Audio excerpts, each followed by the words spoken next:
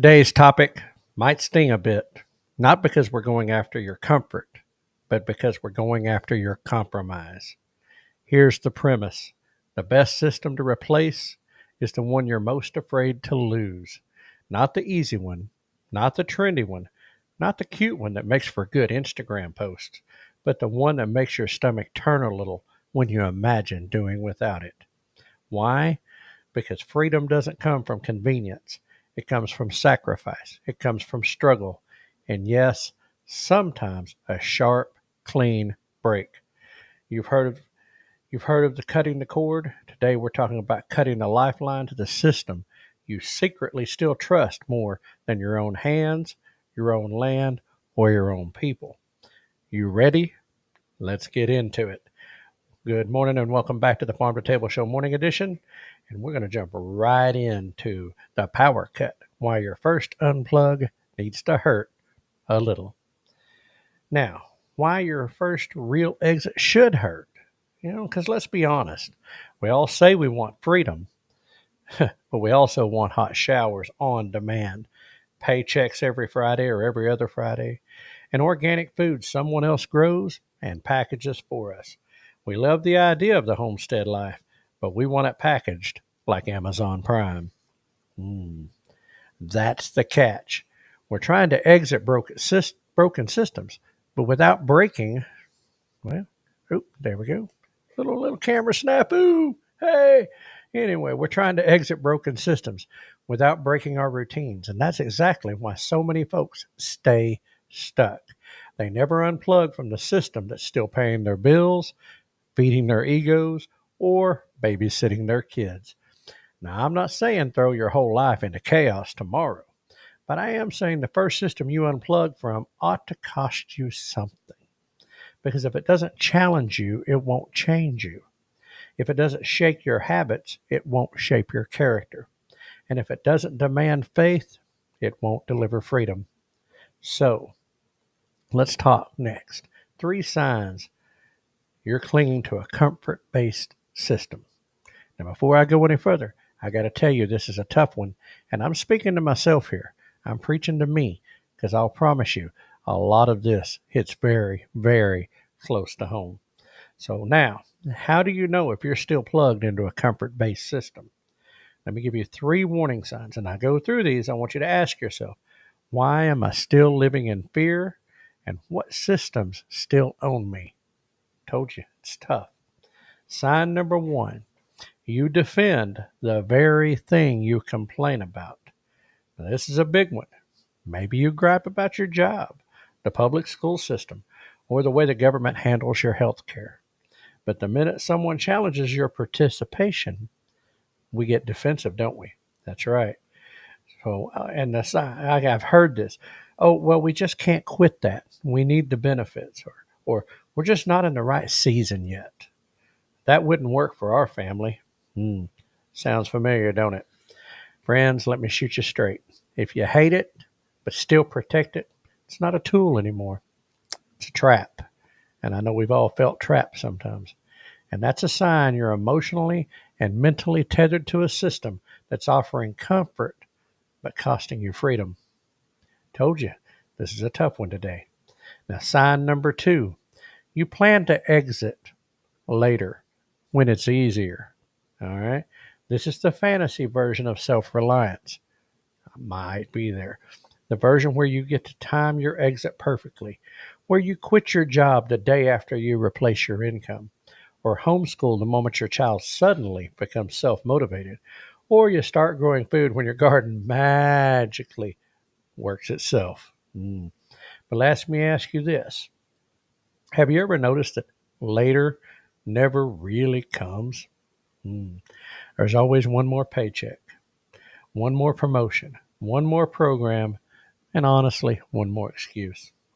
Here's a hard truth. System exits don't wait for perfect conditions. They create new conditions. You may not be ready. You may not have all the answers. But what if that's the whole point? What if freedom requires faith, not just formulas? Now, sign number 3, you live 2 lives. This one's tough. Your values and your reality. This is one that'll catch you if you've been walking on this path for a while. This ain't just for the new guys here on this one. You say you believe in local food, but your fridge is full of big box groceries. Guilty. You say you value slow living. Oh, this one really gets me. But your schedule is maxed out like you work on Wall Street. Seems like I'm busier than I've ever been in my life. This one really, really does hit home. You say family comes first, but your kids see more of their teachers, tablets, or teammates than they do of you. Ouch. Now, friends, I'm telling you, I'm not judging. I've lived this for years, okay? I've said one thing and did another. I talk about the beauty of simplicity while stressing out over life's commitments. I preach community while outsourcing my survival, all right? And one day it hit me. I pretend to exit a system I'm still funding, feeding, and defending. And if that's where you are, this episode is for you, because it's for me too. Now let's talk about the myth of a gentle start. Now maybe you've heard people say, start small, make one tiny change at a time. Heck, you've heard me say it. And sure, there's wisdom in not jumping off a cliff blindfolded, okay? Don't jump off a bridge just because everybody else did it, okay? But there is a hidden danger in always starting where it's safe. You never gain traction. The easy swaps don't build character. They don't build resilience.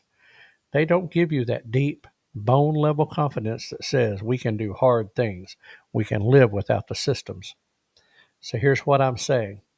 Pick the system that makes you nervous, the one that seems impossible, the one that feels like a mountain you can't move, and make that your first move. Now, because you're not because you're ready. No, because I'm definitely not ready, but because you're willing. I want you to take that in stride. Now, let's get into some questions that cut deep, some questions that kind of get right in the gut. Let's slow down here. You know, if you've got a pen or you're listening on the commute or doing other things, come back to these later, write them down, because these aren't surface level questions. And these are questions I'm having to ask myself. These are gut check questions, okay? What's one system you criticize but still depend on? Say that one again. What's one system you criticize but you still depend on? What's a non-negotiable comfort in your life that might actually be optional? What do you say you value but don't consistently live out? There's a tough one. Okay. What's the one lifestyle decision that terrifies you to change because you know it would change everything? That one's deep. Now, if you have done some stuff and you've been on this trip, what have you replaced so far? You know, and what was your biggest fear before you did that? And then finally, if you had to lose one system today, job, grid, grocery, government, school, which would hit you the hardest and why? You know, and that's a tough list because they've all got consequences.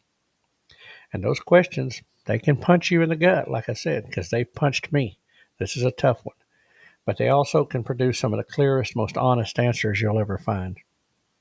Because here's the truth. You're not free until you're free from the system you're afraid to lose. So, prove what you say, you might say. So let's wrap this up a little. Let's not into a little, kind of maybe a challenge, and not a little cute one. We'll call this the Power Cut Challenge, and here it is. Replace just one system you say you believe in, but don't yet live. That's a tough one.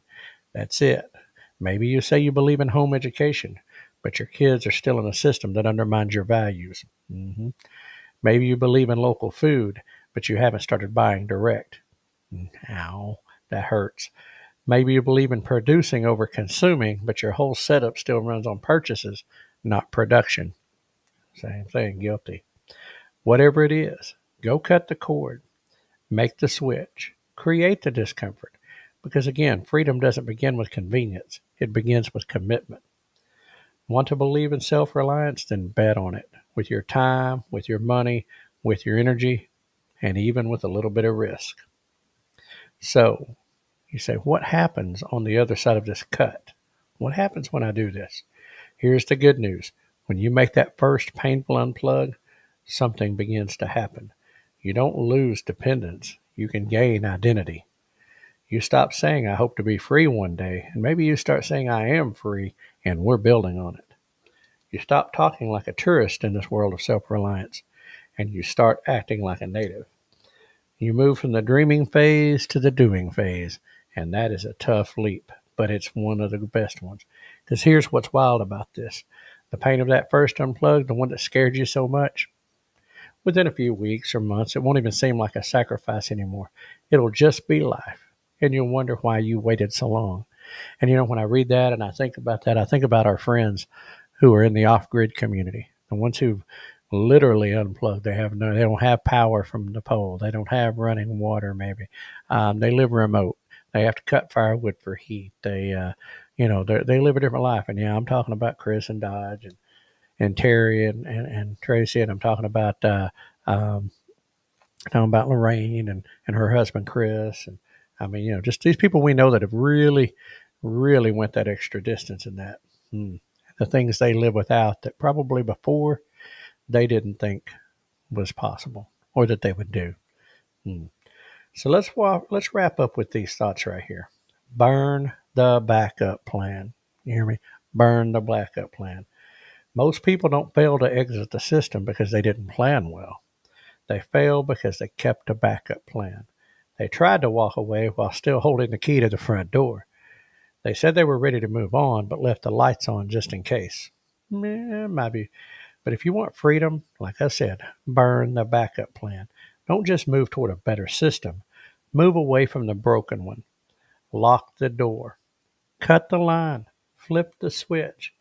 Let the power cut hurt just a little because the pain proves you finally unplugged. And that, my friends, that's where self-reliance really begins. And I'm trying to get there myself. So if this hits home, you know what? Let us know about it because we'd love to hear from you. Keep building, keep growing, and keep cutting the cords that keep you tame. Let's get free. Okay. And let's get free together. Well, I hope you got something out of that because I know that it hurt. There's a lot of deep questions in there. It's one of those ones that is challenging to the way we've done things. It's challenging to me. And there's some reality checks there and maybe not quite as ready as I thought, or maybe it sounded really good. Not real sure. There's a little fear factor there, no doubt about it, but that's okay. We can push beyond that and we can learn together, and I hope that these things make you ask questions, not to intimidate you or to talk you out of doing things or to make you feel down or feel bad of, well, I haven't really done that, because I'm right there beside you. Like I said, I'm preaching to myself on this one. I'm talking to me. But, don't let it get you down. Let it motivate you. Let that gut check kind of push you a little bit. Let it get you to that next step. Maybe taking that step that you're fearful. Now, listen, I'm not telling you to walk in tomorrow, quit your job, turn off all the utilities, and disconnect from society and just take a leap off the cliff, so to speak. I'm not saying that. Don't be foolish, okay? Put a plan together and start exercising that plan. It may not be able to be the job, but maybe it is buying direct. Maybe it is buying local. Maybe it is, if you've got kids and you've been thinking about homeschooling, making that choice. Maybe it is downsizing some things to make it more affordable. Maybe it is down, where you're not as dependent on things, where you don't need as much money to operate, or you don't need as much of this and that, those are the ways that you make those things. So again, these are questions to make you think. It's gut check. It's to look inside, self-examining. I'm doing the same thing. Okay, and I'm having to do the same thing with this. Usually when I finish an episode or I finish a recording, I kind of discard these off into a pile. But this week, I think I need to hold on to them this week because this week's got some deep heart gut check kind of things. So, and they'll be worth saving, not just to go back and watch, but actually save the transcripts on. And so anyway, so good morning, everybody that's in the chat. Glad to see you all in here. I wish I was with you. Again, I'm sorry to say this is Memorex.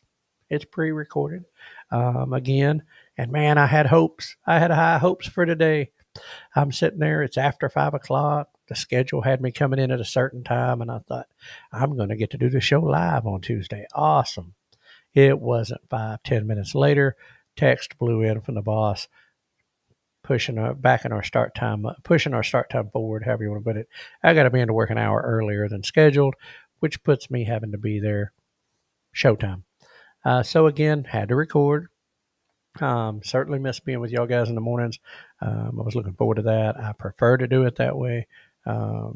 First thing in the morning, get up and get after it that way. But here we are again. And man, weather is it's warmed up a little bit.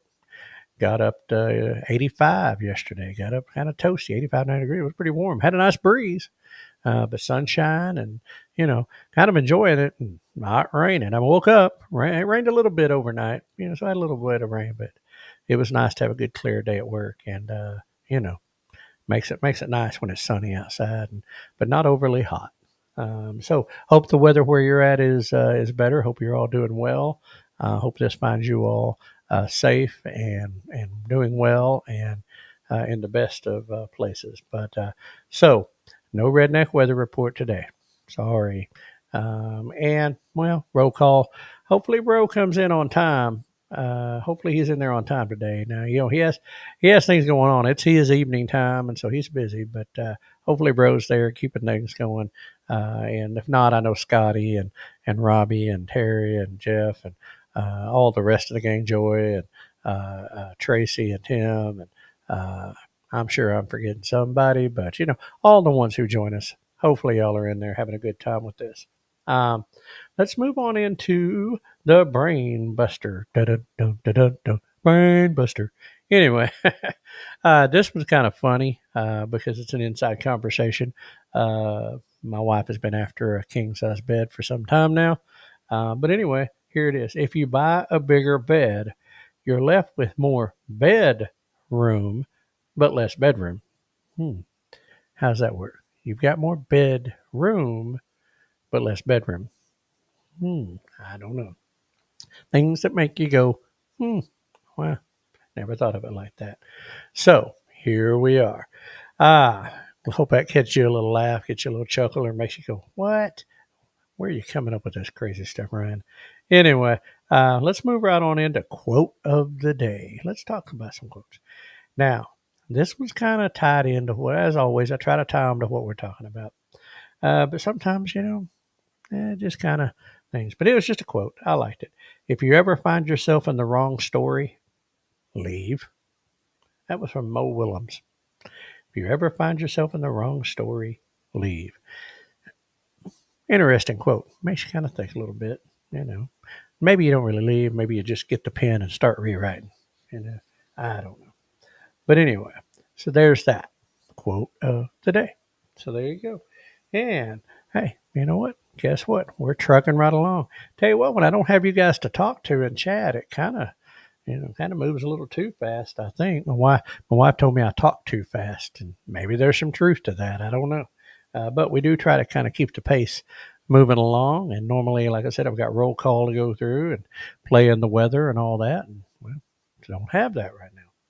But anyway, hope you take what we did today, just like I said, chew on it a little bit, kind of maybe take a look and say, hey, what can I do? Can I do a little better?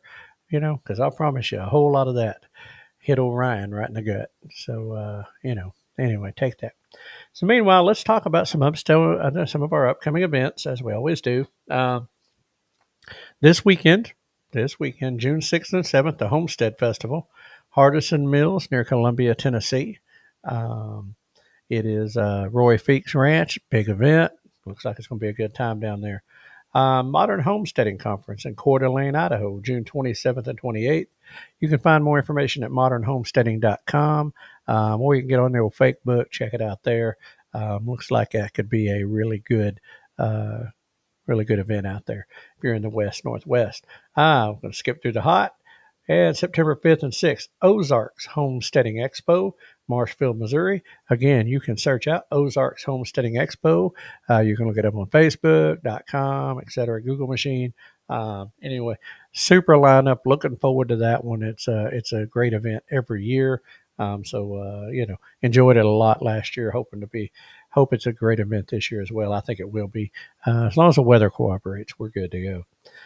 September 26th and 27th, Oklahoma Homestead Rendezvous, Southeast Expo Center in McAlester, Oklahoma. That is shaping up to be another great one right there this year. Bigger and better than last year, and bigger vendors, more vendors, great sponsors on board, great speaker lineup, headline. I guess if you want to say somebody, Leon Sloan from Gardening with Leon. And several others. Of course, like I said, you can go to oklahomahomesteadrendezvous.org, or you can go out on the Facebook and look up Oklahoma Homestead Rendezvous, and they can find that and get the speaker lineup, including Keith and myself. So anyway, there's that. And then October 10th and 11th, Homesteaders of America Conference, Front Royal, Virginia. Unfortunately, tickets are sold out, but you might check. Somebody out there might be having some. They can't make it or something. Who knows? But that's what I got right now. I'm sure that will update and change. Anyway, what is this? Tuesday. So, Taco Tuesday. Anybody? Tacos? I don't know. Maybe. We've got, anyway, it's Tuesday and I'm going to be on the road all day long. Hey, update. Of course, I kind of told you all yesterday, I got my hands clean, but got them countertops going. Things are progressing here at the house nicely. Looking forward to that. And, hey, it's good to be busy at work, and just good to be busy at work. And looking forward to being back with y'all live. I'm hopeful. Maybe y'all pray, send a little prayers up that Ryan can be back live in the mornings. But this week may be tough for it. I've got a couple of people out ahead of me, and that kind of moves me up, and that messes with my timeline. But hey, prayers can be answered. That's what I'm saying. Doesn't hurt to pray. So anyway, again, hope that I'm able to be with y'all live very shortly. Hope you're enjoying the topics, and feel free to leave comments. I mean, I won't be able to see the chat later, but feel free to send a comment or anything and say howdy, or whatever the case may be. But anyway, we're going to go ahead and get this thing on out of here. It is a wrap for today on the Farm to Table Show Morning Edition. Thanks for joining us as we strive towards building stronger communities for now and in the future. If you enjoyed today's episode, don't forget to hit the like button. Give us the old thumbs up. All right. Share it with your friends. And if you're not, subscribe to our channels on Facebook, YouTube, X, and Rumble. It is the best way to stay connected and help grow the conversation about food, farming, and community. Until next time, keep your roots deep and your vision growing. Good food starts with great people just like you. And remember, we are #stronger together, #think outside the big box store, shop local, and hey, maybe today, #unplug it. All right. But anyway, so I hope you all have a blessed day. I hope you all, go throughout and things are great for you today. Anyway, be a blessing to someone, and just a smile, an encouraging word, just a little bit of kindness. If everybody would do that, we'd have a much brighter and better world. We are to be that shining light on the hill. And so I encourage you, each and every one, be a blessing to someone. And hey, we will see you all on the other side tomorrow morning, 6 a.m., right here, same place. Whether I'm live or whether I'm Memorex, to be determined. We'll find out. Anyway, y'all have a blessed day. We will see you all on the other side. And we're going to hand this to Hank to take us on out of here. So take it away. No humans were harmed in the production of this podcast.